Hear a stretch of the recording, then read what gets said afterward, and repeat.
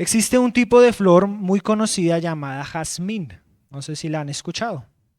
Probablemente así has oído hablar de ella. El jazmín es en esencia una enredadera o arbusto trepador que es originario de Asia, pero su verdadera identidad y reconocimiento internacional está en su aroma.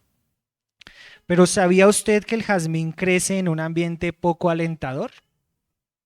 A diferencia de otras flores que son muy delicadas y necesitan de espacios muy controlados y de suelos muy limpios, como por ejemplo las rosas, el jazmín crece en medio de un ambiente muy maloliente y difícil, en suelos lodosos y llenos de fango, de aguas reposadas poco ventiladas. Sin embargo, después de crecer, su olor es fragante y es lo que la caracteriza, y es un olor también muy profundo, incluso mucho más que el de una rosa.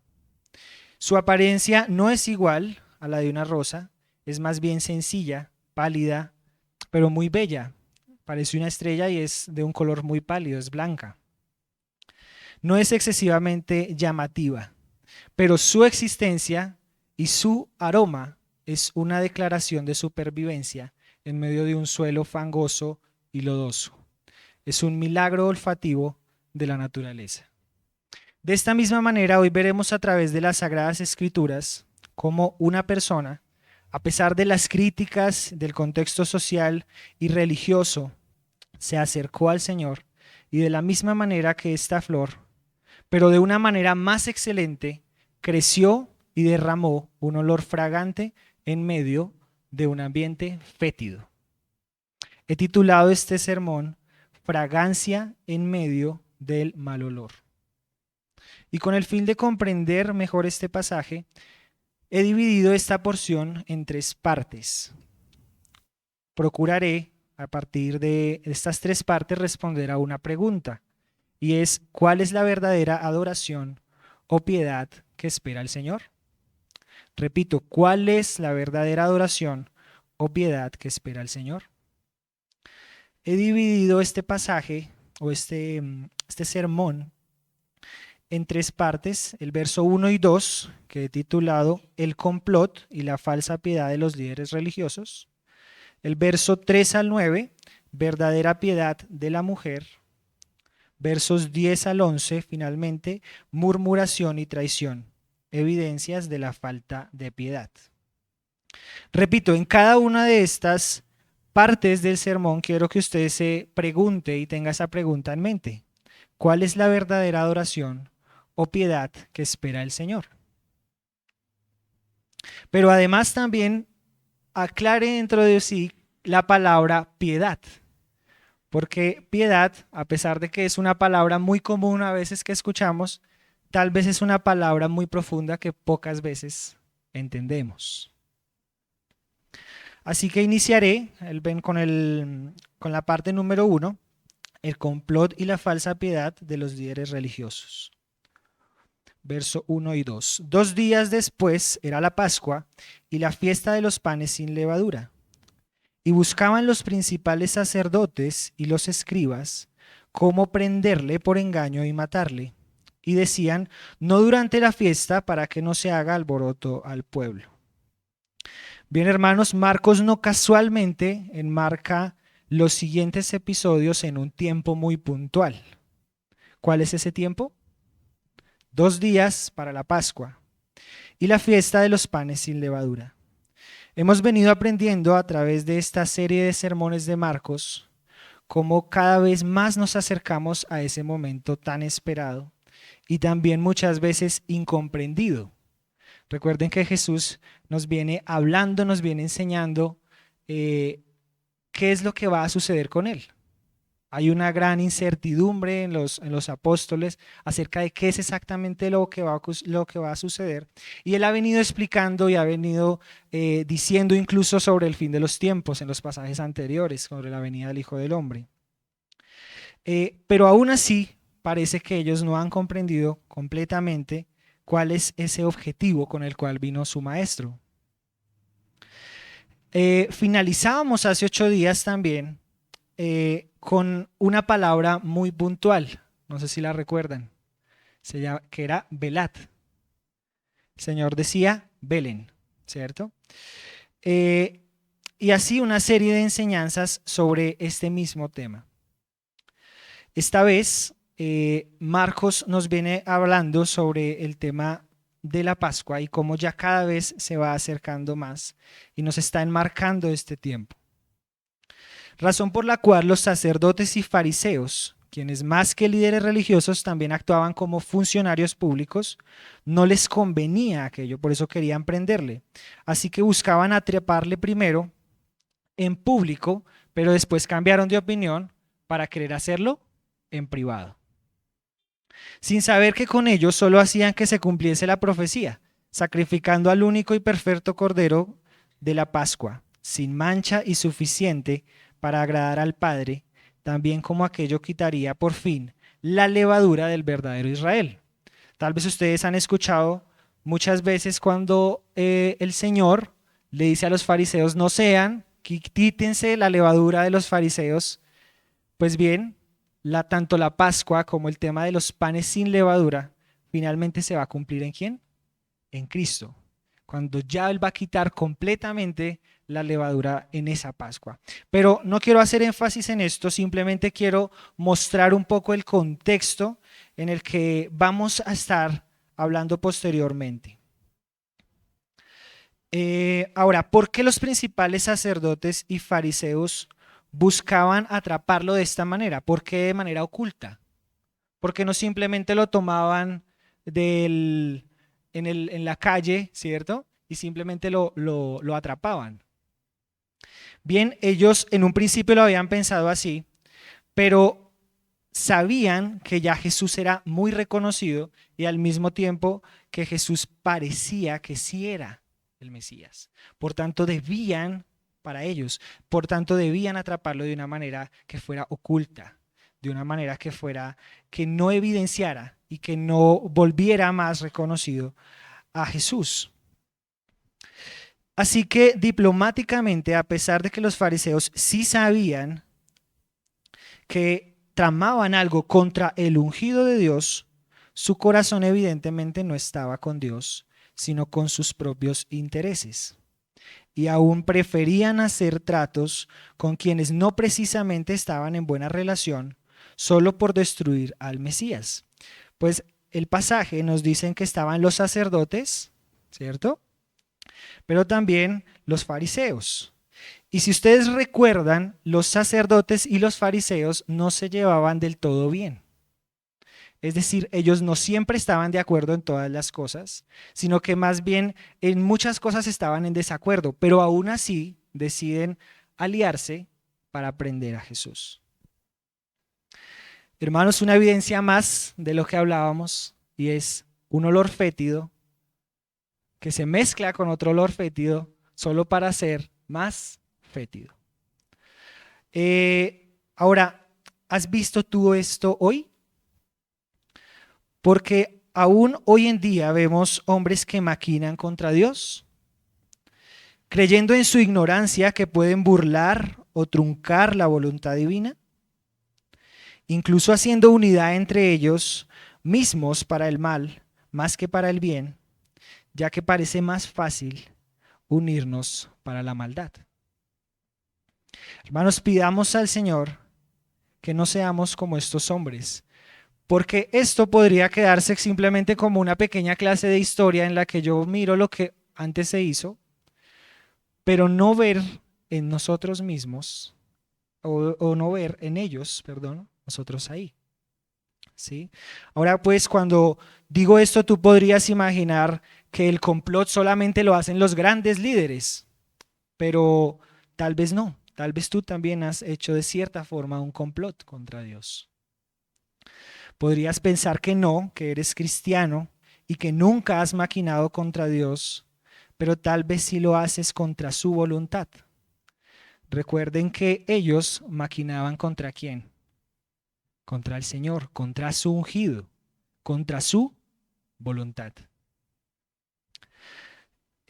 Tal vez buscas simplemente formas alternas en las cuales tú piensas que puedes truncar los planes de Dios, truncar la voluntad de Dios. pasar por encima de sus planes y de sus deseos. Hermanos, sabemos que el Señor nunca puede ser frustrado. Él hace como le place en su soberanía y poder. Él no necesita de nuestra aprobación, nosotros sí la de Él. Así que los invito a que me acompañen a Hechos, capítulo 4, verso 25.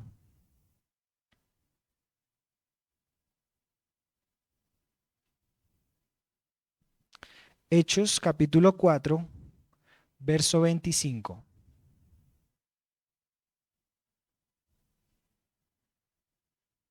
Dice la palabra del Señor, Hechos 4, 25, en el cual Lucas está narrando, pero al mismo tiempo está citando un salmo, que es el Salmo 2. Muy bien, Hechos 4, 25 al 28 dice que por boca de David tu siervo dijiste, ¿por qué se amontonan las gentes y los pueblos piensan cosas vanas? Se reunieron los reyes de la tierra y los príncipes se juntaron en uno contra el Señor y contra su Cristo. Porque verdaderamente se unieron en esta ciudad contra tu santo Hijo Jesús, a quien ungiste, Herodes y Poncio Pilato, con los gentiles y con el pueblo de Israel, para hacer cuanto tu mano y tu consejo habían antes determinado que sucediera. Aquí lo que está haciendo Lucas es básicamente citando el Salmo 2, verso 1 al 4. Y lo que nos está diciendo es sencillo y es, al final, pueblos, gentiles, pero también Israel se amotinó en contra mía. Es lo que está diciendo es, al final, los gentiles y el pueblo de Israel, para hacer cuanto tu mano y tu consejo ya habían determinado que sucediera. Es decir, ya se había determinado incluso que ellos venderían al Señor, que ellos intentarían apresarle. Nada se escapa de la voluntad divina y de la mente de Dios. Podrías pensar, estos son hombres que estaban en su época, no entendían, pobrecitos, ¿cierto? Pero no es así, ellos sí entendían, simplemente que no les convenía entender. Sabían contra quién actuaban, sabían que actuaban contra el ungido de Dios. Pero también sabían que ese mismo ungido no les patrocinaba y no avalaba, por tanto, su inocencia, ni su falsa piedad, ni su olor fétido. Sencillamente, ellos querían oponerse a él abiertamente, argumentando el tema de la doctrina, pero realmente eso era lo que menos les interesaba. Solo no admitían que ya Dios los hubiese rechazado y ahora ellos pretendían rechazarlo a él. Pregúntate, ¿cuál es la actitud correcta? ¿Recuerdas la pregunta que te hacía al principio? ¿Cuál es la actitud correcta? ¿Cuál es la piedad correcta que espera el Señor? ¿Serán las piadosas maquinaciones? ¿Las buenas intenciones políticas? ¿O las buenas intenciones de tu corazón? ¿O será simplemente el aceptar su voluntad tal cual es? Aceptar a su ungido y aceptar al Cristo, aceptar al Señor. Recuerda que el Señor en Mateo 12:30 dice, quien no está conmigo está contra mí. ¿Aceptas la voluntad de Dios o criticas la voluntad de Dios?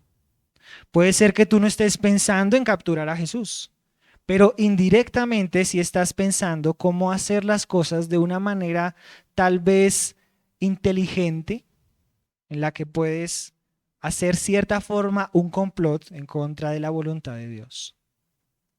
Así es que nosotros muchas veces no somos distintos de aquellos hombres.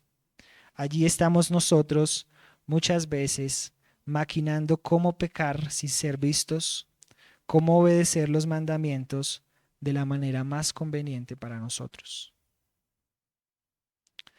Así es que, hermanos, después de esto y después de haber hecho este contexto, pasemos al siguiente punto. El punto 2, verdadera piedad de la mujer. Dice la palabra del Señor, acompáñeme por favor, verso 3, dice, pero estando él en Betania, en casa de Simón el leproso, y sentado a la mesa, vino una mujer con un vaso de alabastro de perfume de nardo, puro de mucho precio, y quebrando el vaso de alabastro, se lo derramó sobre su cabeza. Y hubo algunos que se enojaron dentro de sí y dijeron, ¿para qué se ha hecho este desperdicio de perfume? Porque podría haberse vendido por más de 300 denarios y haberse dado a los pobres, y murmuraban contra ella. Pero Jesús dijo, dejadla porque la molestáis, buena obra me ha hecho. Siempre tendréis a los pobres con vosotros, y cuando querráis les podéis hacer bien. Pero a mí no siempre me tendréis. Está hecho lo que podía, porque se ha anticipado a ungir mi cuerpo para la sepultura. De cierto os digo que donde quiera que se predique este evangelio, en todo el mundo también se contará lo que ésta ha hecho para memoria de ella. Bien, el pasaje ahora hace un cambio de escena, pero no de tiempo. Es decir, está sucediendo lo mismo, están intentando prenderle los sacerdotes y los líderes religiosos, pero al mismo tiempo, ¿qué está pasando?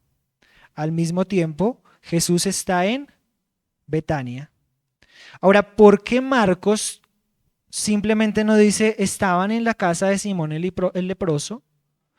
Y nos dice por qué en Betania. ¿Por qué hace la aclaración que en Betania? Ahora bien, el nombre Betania en el hebreo significa Beit Anya, que significa casa de los pobres. Betania en realidad era una región muy pobre, pero además nos dice después que era la casa del Simón el ex leproso. Ahora, ¿por qué agrego ese ex leproso? Porque evidentemente ya había sido sanado. Pero es importante que no olvide esto, hermano, y es que Jesús estaba en Betania, mientras los sacerdotes estaban probablemente en Jerusalén, en el templo, en medio de gran lujo. ¿Dónde estaba Jesús? En Betania, en la región llamada Casa de los Pobres, y estaba a la mesa ¿de quién? De un ex leproso. Ahora, ¿por qué hay muchos autores que dicen que este leproso probablemente era otro del que habla Mateo? Sin embargo, Betania estaba muy lejos de donde Jesús ya había hecho sanaciones a leprosos. Jesús había sanado sobre todo en Galilea, en Capernaum y en Jerusalén, pero no en Betania. Así que al parecer Simón el ex leproso era un leproso que no nos habían narrado antes, un nuevo sanado. Eso es increíble porque de alguna manera el Señor sanó a muchas personas que aún no están completamente registradas, y así lo dice la Escritura. No cabrían los libros para ver todo lo que el Señor hizo por tantos hombres. Así que sabemos que este Simón el leproso ya era un hombre sano. Además, porque a pesar de que Jesús tocó a leprosos, nunca comió con leprosos. Es decir, que este hombre ya era sano, ¿sí? Por favor, acompáñeme a Levítico 13, 45. Levítico 13, verso 45. Y allí vamos a ver cómo era muy poco probable que Simón siguiera siendo leproso, porque no que Jesús no lo pudiera hacer, porque hemos visto en todo Marcos que para él no hay nada imposible, pero sí porque era muy extraño, porque es que no estaba solo Jesús en casa de Simón, sino recuerden que estaban todos los apóstoles, incluso recuerden que estaba, y lo vamos a ver por el Evangelio de Juan, que estaba Marta, que estaba María, que estaba Lázaro, es decir, estaban todos en casa de ese ex leproso. Así que si ya está allí, Levítico 13, verso 45, por favor, léalo conmigo. Dice la palabra, y el leproso, refiriéndose a los mandamientos en Levítico, en quien hubiere llaga, llevará vestidos rasgados y su cabeza descubierta, y embozado pregonará, inmundo, inmundo. Todo el tiempo que la llaga estuviere en él será inmundo. Estará impuro y habitará solo. Fuera del campamento será su morada. Este hombre ya había regresado a su casa, ya había sido sanado, ya no estaba solo, ya no estaba inmundo y ya no estaba lejos de su casa. Ya estaba en su casa. Y no estaba en su casa con nada menos que con Jesús y con sus apóstoles. Así que es importante también que entendamos que este pasaje que nos muestra Marcos tiene también paralelos con otros evangelios. El evangelio que más es detallado y que narra de una manera más específica este evento, nos da detalles que Marcos no nos da. Por eso es importante que lo tengamos presente y es el evangelio de Juan.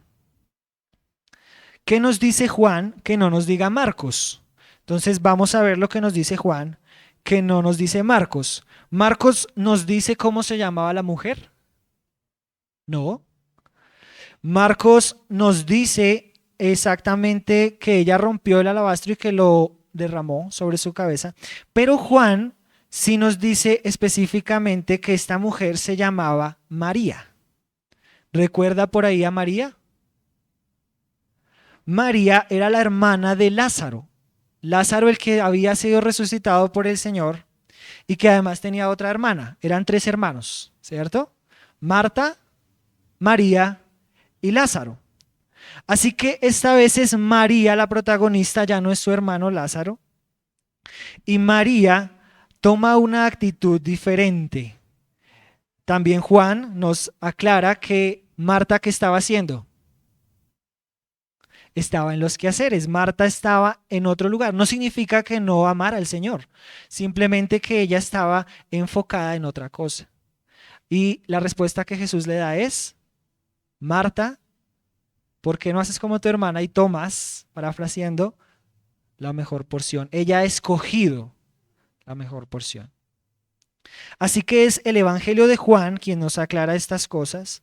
Y esto lo digo también para que podamos comprender y profundizar un poco más. Ahora, también hay algo que nos dice Juan, que no nos dice Marcos. Marcos nos dice que él ungió la cabeza, que ella ungió la cabeza, perdón, de Jesús.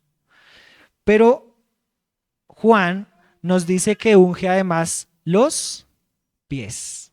Eso es importante, ese detalle es importante porque el ungir era algo que se hacía sobre los reyes en su cabeza. Pero el hecho de que ella ungiera sus pies, de cierta manera, significaba algo más. Es, Señor, te unjo porque tú eres el rey, pero además unjo tus pies porque soy tu servidora. Ahora Juan también nos da un detalle puntual y es que nos dice que fue Judas Iscariote, en el pasaje que estamos viendo, en el fragmento que estamos viendo, y dice que cuál era su motivación. Nos dice que era la avaricia porque él era ladrón. Marcos simplemente dice algunos. Esto para que veamos un poco la profundidad del pasaje que nos da Juan. Ahora, nos dice que estaba en dónde, en Betania. Nos dice que estaba también en dónde más, en la casa de Simón. Pero además nos dice otro detalle. Nos dice que estaba sentado en dónde, en su mesa. Es decir, no solamente llegó a Betania y se hizo en la puerta de la casa de Simón o en la sala, sino que se sienta en la mesa. Y esto es importante porque la mesa no es cualquier lugar dentro de la casa. La mesa es el lugar en el que solo se sientan los que tú vas a recibir, con los que tú vas a ¿qué? A comer. Así que esto nos indica un fuerte contraste en el lugar en el que estaban los sacerdotes, los escribas, y dónde está Jesús. Jesús está en Betania, Jesús está en casa de Simón y Jesús está en la mesa con Simón comiendo. Ahora, no lo dice el pasaje exactamente, pero sabemos que estaba gustosamente. Sabemos que no estaba afligido en la casa de Simón, sino que estaba gustosamente. Ahora, ¿por qué gustosamente? Porque el comer era algo muy íntimo. El comer era algo que, y sigue siendo algo que nosotros hacemos con ciertas personas. Cuando hay algún evento especial, comemos con esas personas. Ahora, eso implica que era algo que Jesús hacía gustoso, ¿sí? Pero sabemos también que los demás también, a excepción de algunos, ¿no? Muy bien. Continuando entonces, vamos a ver el énfasis del pasaje de hoy y el cual quiero que usted se lleve de manera más marcada. Esto que he dicho anteriormente es importante, pero solo nos enmarca esto. Es como un sándwich en el que de alguna manera está una parte que nos da el contexto, una parte que nos finaliza, un hedor, ¿cierto? Pero una parte central muy importante, una fragancia muy importante. ¿Recuerda la flor de la que le hablaba, el jazmín? Este es el jazmín.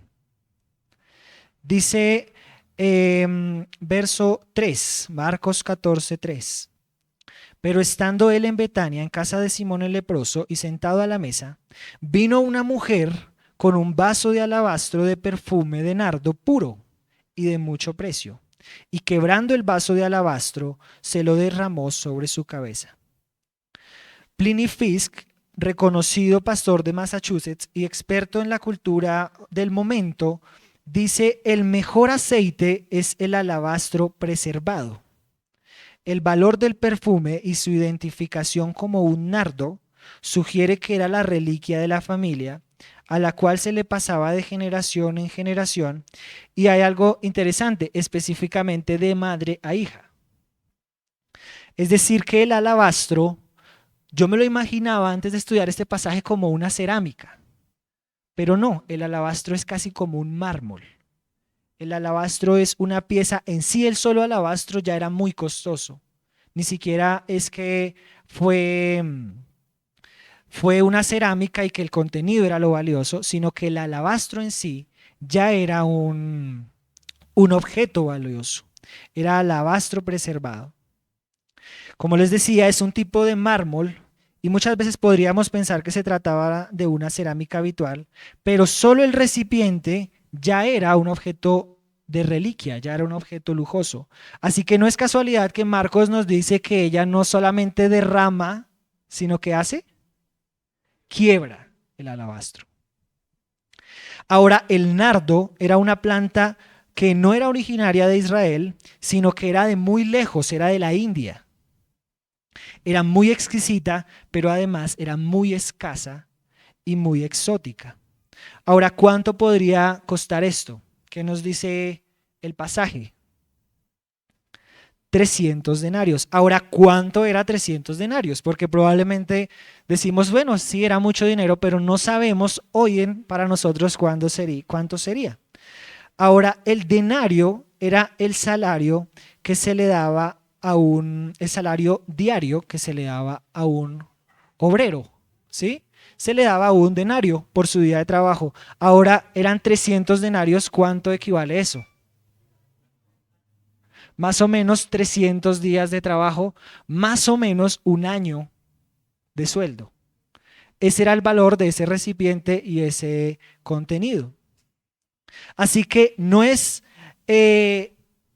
casualidad, no es un detalle menor que Marcos nos diga cuánto costaba. Ahora, ¿quién dice cuánto cuesta? ¿Quién dijo cuánto costaba ese, los discípulos.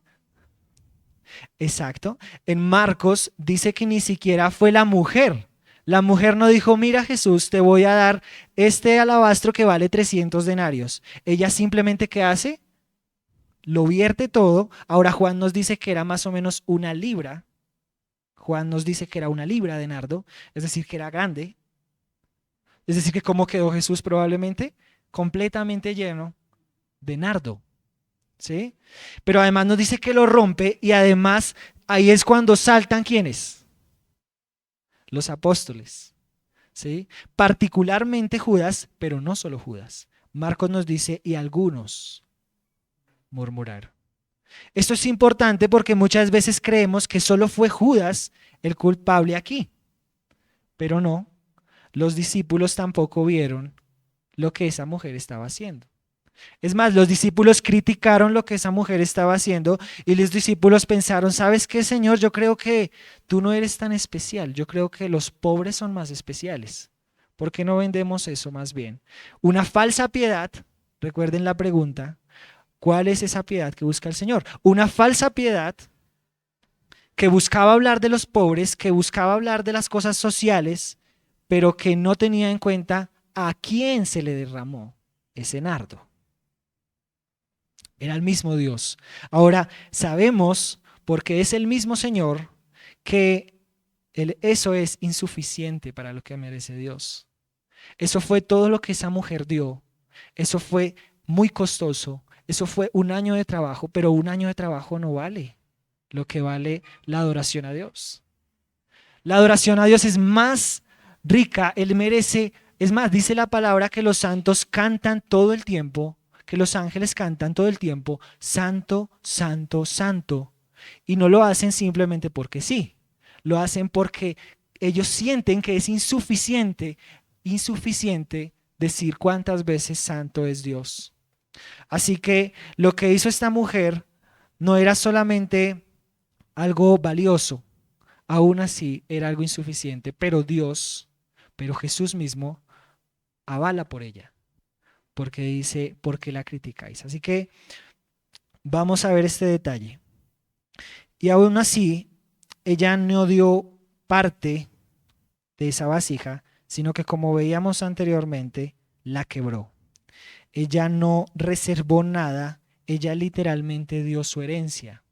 Recuerden que este alabastro y esta vasija era algo que se pasaba de generación en generación por el mismo costo que tenía. Ella no era una mujer rica, ella no era una mujer que eso fuera sobras para ella. Ella dio de su herencia, ella dio de todo lo que ella tenía, de lo más valioso que ella tenía. Y no lo dio en ruido, ¿no? Ella lo dio de manera silenciosa, casi que sin que ellos se dieran cuenta, simplemente lo hizo. Esto nos habla también de que esta mujer no adoró solo para que la vieran, sino que esta mujer adoró en el silencio, entregó en el silencio. Ahora también quiero resaltar que si bien el pasaje no debería hacer énfasis solo en una mujer, pues evidentemente debería ser la actitud de todos nosotros como sus discípulos. Ahora sí quiero resaltar que fue una mujer, porque una mujer y no los hombres que habían caminado con él durante tanto tiempo, porque una mujer entiende a qué vino el maestro y los discípulos no. Porque los discípulos seguían sin entender el valor de Jesús y esta mujer sí. Pero además lo hace a pesar de que ellos empiezan a murmurar. Y eso es importante porque ella, como dicen vulgarmente, ella no se echó para atrás. Ella lo siguió haciendo. Gustosa. Eso es importante. Ellos ya conocían hace ya tiempo y tal vez de una manera doctrinalmente se podría decir mucho mejor a Jesús. Pero evidentemente no tenían aún la actitud de esa mujer. Esto no es casual, pues Marcos nos dice que hay un evidente contraste entre lo que ella hizo y lo que ellos hicieron. A ella no le importó, ella no sintió vergüenza de entregarlo todo, ella no buscó la aceptación, ella simplemente buscó demostrarle al Señor Todopoderoso que ella daba lo mejor de sí. Hay otro pasaje que habla sobre una mujer pecadora que derrama perfume, que está en Lucas 7, 36 al 50. E incluso también con una viuda. ¿Recuerdan la viuda? Que da todo lo que tiene. Y el Señor dice, ella fue la que más dio. Y por eso estas mujeres son muy reconocidas. Y el Señor es lo que más adelante va a decir. Esta mujer va a ser reconocida por esto. Eso es importante porque su acción, a pesar de que ella la hizo en silencio, nunca quedó en el anonimato. El mismo Señor la exaltó por lo que hizo. Ahora, cuando un invitado llegaba a una comida, era costumbre el ungir la cabeza del invitado con una pequeña cantidad de aceite en señal de recibimiento. Pero aquí esta mujer va más allá que el saludo acostumbrado. Ella derrama todo el contenido de alabastro, de perfume de nardo puro, de mucho precio, en la cabeza de Jesús. Este fue un maravilloso acto perceptible de María. Jesús acababa de llegar a Jerusalén como rey. ¿Y no deberían luego los reyes ser ungidos? María entendió esto, pero aún los discípulos no. María hizo esto sin decir palabras. Podemos pensar que su hermana Marta estaba hablando mucho, estaba haciendo mucho, pero ella no anunció lo que ella iba a hacer y ella no lo describió mientras lo hacía, ni tampoco lo explicó después de que lo hizo. Ella no da explicaciones, ella simplemente lo hizo. En palabras de Spurgeon dice, si todos pudiéramos hacer más y hablar menos, al menos sería una bendición para nosotros mismos, quizás para otros. Trabajemos para que nuestro servicio al Señor sea más y más encubierto, tanto como el orgulloso deseo de atraer la mirada del hombre, esforcémonos nosotros en evitarlo. Cuando María terminó, ella no miró a los discípulos y les pidió su opinión acerca de lo que ella hizo. Ahora tampoco tú deberías buscar la opinión de los hombres. ¿Qué interés tienes de saber la opinión de los consiervos? Para tu propio amo te levantas o caes. Si has hecho algo bueno, hazlo de nuevo. Tú conoces la historia del hombre que llegó cabalgando con su capitán y le dice, Señor, hemos tomado el arma del enemigo, ve y toma otra, dijo el oficial. Este es el mejor consejo que le puedo dar a un amigo que está exaltado con su propio éxito. Queda mucho mejor por cumplir que no tenemos tiempo para considerar lo que ha hecho. Esta ilustración es básicamente un soldado que dice, mira lo que hice. ¿Y qué es lo que le responde el capitán? Vuelva a hacerlo. Como quien dice, cállese y vuelva a hacerlo. Algo así es lo que nosotros deberíamos hacer y es lo que hizo esta mujer. Ella no dijo nada. Ella no dijo, sí ven como yo soy y ustedes no. Ella dijo simplemente en silencio, no dijo nada. Ahora, el pasaje continúa diciendo que algunos murmuraron, pero sabemos con certeza que dentro de ellos estaba Judas, porque el Evangelio de Juan no lo aclara, pero también nos dice algunos, y como les decía anteriormente, esos algunos eran ¿quiénes? Los discípulos. Así que en Mateo sí se dice puntualmente los discípulos. Por lo tanto, podríamos decir que al menos en este momento Judas simplemente manifestó algo que todos ya pensaban. Eso es importante porque este pasaje lo volvemos solo a Judas. Pero no, Judas materializó. Judas traicionó. Por supuesto, no estoy comparando a los discípulos con Judas, pero sí lo que quiero que usted vea es que ellos también pensaron a mal con esa acción. Y también pensaron en que debía venderse mejor a los pobres. El argumento, los pobres. ¿Recuerdas dónde estaban? Estaban en Beit Dayá o Betania, casa de pobres, probablemente influenciados por el contexto. Intentaron pensar con cordura, con piedad. Oh Señor, probablemente argumentaron, estamos en un lugar de necesidad, ¿por qué no simplemente ayudamos con dinero? Parecía algo cuerdo. Ahora, la realidad es que aquello que parece piadoso en realidad no lo era. Aquello que parecía piadoso no lo era porque no estaban enfocados en el Mesías, no estaban enfocados en Cristo, no estaban enfocados en Dios. Así lo dice en sus palabras el famoso predicador Paul Washer. Dice, si pensáramos en Dios en una balanza con todas las cosas más bellas del mundo, y si pusiéramos a un lado todas las cosas más hermosas, más bellas, las cosas magníficas, y al otro lado pusiéramos a Cristo, la balanza no sería igual. La balanza inmediatamente mostraría que quién es más pesado, Cristo. Así que eso que parecía piadoso en los discípulos no lo era porque ellos no entendían con quién estaban a la mesa. Y la respuesta de Jesús a la murmuración directa contra ella e indirecta contra él y su dignidad es: ¿por qué la molestáis? Buena obra ha hecho. Mejor a la que harán por un pobre, porque las ha hecho con Dios. Pero además agrega de una manera muy interesante, pues porque no dice no hagan nada a los pobres, sino que dice ahora no, pues yo ya no estaré con ustedes, pero los pobres sí estarán con ustedes. Ese es un detalle importante porque falsamente se nos ha vendido que Jesús vino a hacer ricos a todas las personas. Pero aquí Jesús es claro y dice no. Miren que aún van a haber pobres entre ustedes.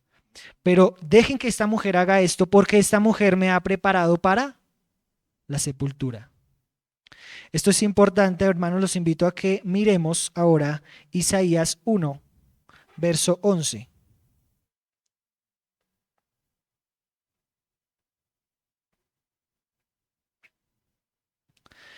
Isaías capítulo 1, verso 11.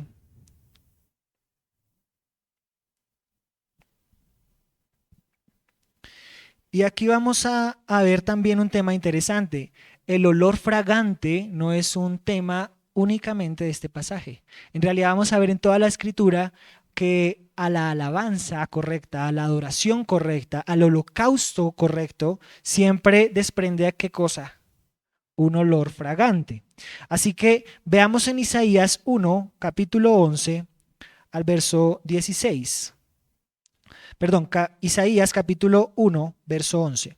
¿Para qué me sirve, dice Jehová, la multitud de vuestros sacrificios?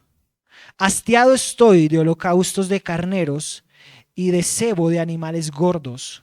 No quiero sangre de bueyes, ni de ovejas, ni de machos cabríos. ¿Quién demanda esto de vuestras manos cuando venís a presentaros delante de mí para hollar mis atrios? No me traigáis vana ofrenda, el incienso me es abominación. Luna nueva y día de reposo, el convocar asambleas no lo puedo sufrir, con iniquidad vuestras fiestas solemnes. Vuestras lunas nuevas y vuestras fiestas solemnes las tiene aborrecidas mi alma. Me son gravosas, cansado estoy de soportarlas. Cuando extendáis vuestras manos, yo esconderé de vosotros mis ojos. Asimismo, cuando multipliquéis la oración, yo no oiré. Llenas están de sangre vuestras manos. Así que primero lavaos y limpiaos y quitad la iniquidad de vuestras obras delante de mis ojos. Dejad de hacer lo malo. Hermanos, ese famoso término holocausto o sacrificio tenía finalmente ese objetivo. El objetivo es que eso desprendiera un olor fragante ante el Señor. Así que qué interesante es que en este pasaje, ¿cuál es el sentido que más se nos habla? Es el olfato. No es la vista, no es el oído, es el olfato. Ahora, ¿por qué el olfato? Tal vez porque el olfato es más sutil. Tal vez porque el olfato es menos ruidoso. Tal vez porque el olfato o la fragancia es una adoración que prefiere Dios al ruido. ¿Es nuestra vida como un olor fragante o como un ruido incesante? Repito esta pregunta, ¿es nuestra vida como un olor fragante o es nuestra vida un ruido incesante para Dios? Ahora, ¿recuerdan la pregunta? ¿Cuál es la piedad que Dios pide? ¿Será la de las apariencias sociales o intereses comunitarios? ¿O la honra a Él antes que a cualquier otra cosa, por más buena que parezca? De nada sirve, hermanos, pretender, como pretenden algunos, servir a la sociedad, servir a los pobres, pero quitando en medio a Jesús. De nada sirve las buenas obras si esas obras no son antes para el Señor. ¿Qué crees que puede reemplazar la adoración del Señor? ¿Crees que tu ruido puede reemplazar tu aroma? Véalo de la siguiente manera, es como si usted hiciera mucho ruido, pero usted huele feo. Es incómodo. Así que dejemos de hacer ruido y más bien, como alguna vez nos decía Mari, hace poco, despojémonos de nuestras ropas sucias, lavémonos y presentémonos al Señor. Ahora véalo también de la siguiente manera. ¿Alguna vez ha tenido que organizar la despedida de alguien? ¿De alguien que usted sabe que se va a ir y no va a volver? ¿Cómo organizaría esa despedida? Parece que los discípulos, aunque sabían que el Señor se iba a ir, dijeron, no le hagamos fiesta. Pero esta mujer sí. Esta mujer sabía que el Señor iba a ser sepultado y prefirió entregar todo lo que ella hacía porque probablemente era el último momento y probablemente fue el último momento que ella lo vio. Así que esto refleja de alguna manera dónde estaba el corazón de los discípulos y dónde estaba el corazón de ella. La pregunta es, ¿por qué aún los discípulos no lograban entender? El Señor ha venido anunciando su muerte, ha explicado las razones, pero ellos siguen pensando que se trata de los pobres, ellos siguen pensando que se trata de la sanidad física, ellos siguen pensando que se trata de lo social, ellos siguen pensando que se trata de Jerusalén, ellos no han entendido de qué se trata lo que vino a hacer el Maestro. Esta mujer sí. Así que ella sabía que era la última vez que podía compartir con él y sin importar nada más simplemente tomó la decisión de entregarle su objeto más preciado. Entendió y no luchó con aquel destino. ¿Se acuerdan por allá Pedro que decía, no, porque vas a hacer esto? E intentaba como convencer al Señor de que no lo hiciera. ¿Y cuál era la respuesta de Jesús? Pártate de mí, Satanás. Pero ella sí comprendió a qué venía Jesús. ¿Y cuál fue el galardón que ella tuvo? Y me impresiona porque aunque el Señor no tenía la obligación de darle ningún premio por lo que ella hizo, aún así la premia. ¿Y cuál es su premio? Memoria eterna. Jesús elogia la actitud de la mujer y promete que su acción estará registrada en el Evangelio. Así que esa actitud desinteresada que ella tuvo no quedó en vano.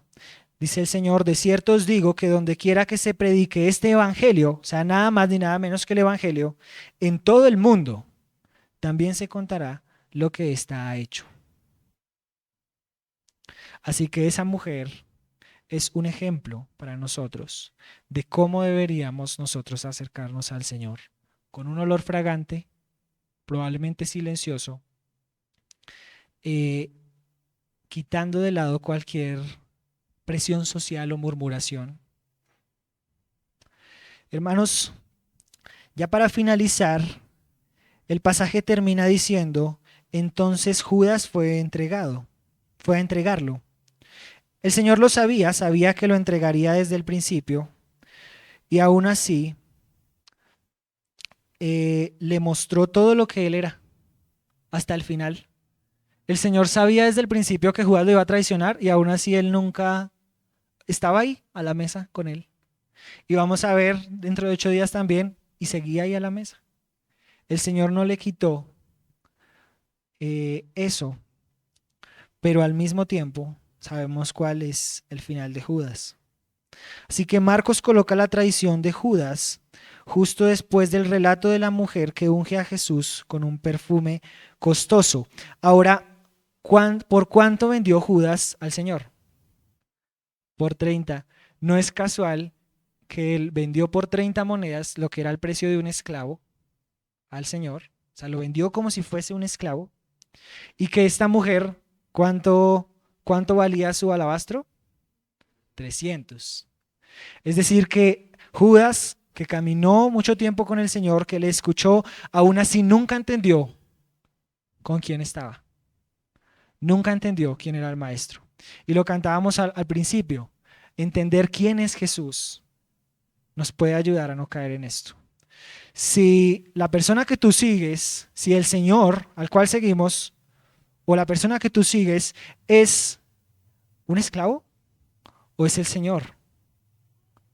Eso es importante porque Judas siguió un imaginario que no era el del Señor. Él siguió a un hombre que valía 30 monedas. Pero esta mujer dio su alabastro de 300 y aún así sabía que no era suficiente.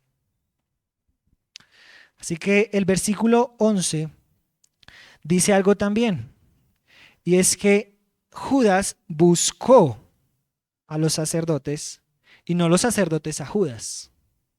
Eso es importante porque Judas fue quien en su propia voluntad, sin ningún tipo de presión, él mismo fue y entregó al Señor. Les dice en Mateo 26:15, ¿qué me queréis dar? Y yo os los entregaré. Es más, ni siquiera pidió un precio. Es increíble, es decir, ni siquiera pidió 30 monedas.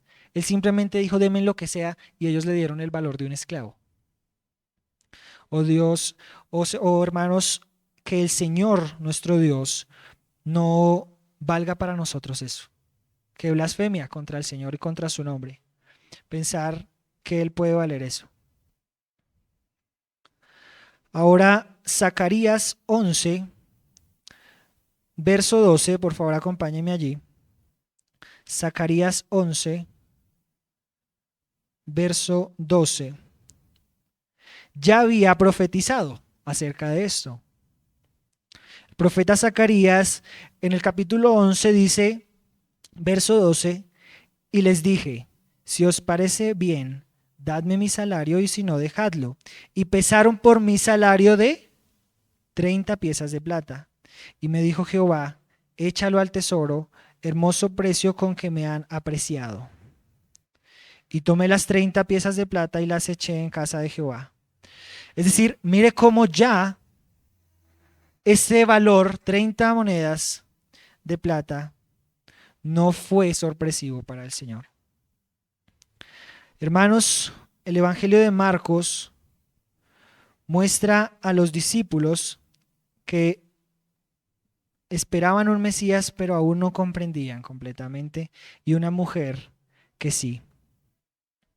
Unos discípulos que aún no entendían la cruz y una mujer que lo preparó para ir a la cruz. Una mujer que entendía la cruz. Ahora, ¿por qué es importante esto? Porque puede ser que usted hasta este momento haya entendido todo, pero no haya entendido la cruz. Y no haya entendido que el acto de Jesús en la cruz no fue un accidente, no fue que algo se salió de las manos. El acto de la cruz es el acto del Evangelio. Sin cruz no hay Evangelio. Sin sacrificio no hay Evangelio. De la misma manera que sin cordero no había Pascua y sin Pascua no había olor fragante, de la misma manera, sin la muerte de nuestro Señor no estaríamos nosotros acá. Así que esta mujer no solo comprendió, sino que preparó su sepultura. Gustosamente, probablemente también afligida por no poderlo ver, pero gustosamente lo preparó para la cruz. Hermanos, que el Señor nos ayude. Los invito a que oremos para finalizar. Oh Dios Todopoderoso, Señor, líbranos, oh Padre, de ser un olor fétido delante de ti, Señor. Líbranos, oh Todopoderoso, de ser un olor incómodo, Señor. Oh Padre, no queremos ser, Señor, murmuradores. No queremos traicionarte, Señor. No queremos venderte, oh Dios. Solamente queremos, Señor, adorarte.